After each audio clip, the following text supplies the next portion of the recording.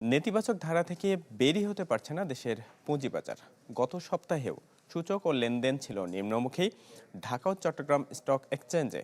আর ৩ মাস পর আবারও ৫,২০০ পয়েন্টের নিচে নেমেছে ঢাকা স্টক এক্সচেঞ্জের প্রধান সূচক।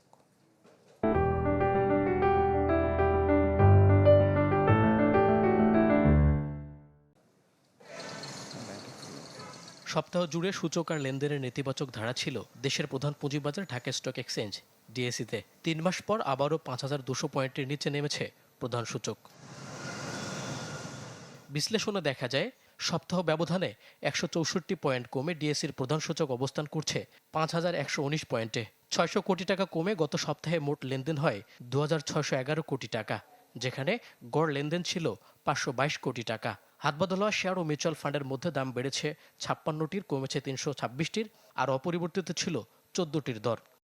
দাম বৃদ্ধির শীর্ষে থাকা ৫ কোম্পানির তালিকায় প্রথমে ছিল ICB Islami bank, Simtex industries limited, Pragati life insurance, Peoples insurance company, Bangladesh national insurance company.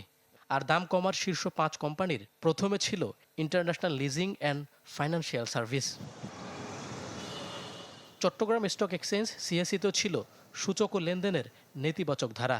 ৪৭৯ point কমে প্রধান সূচক সিএএসপি অবস্থান করছে ১৪,৯৪৭ পয়েন্টে। দৈনিক গড় লেনদেন ছিল ১৩ কোটি টাকা।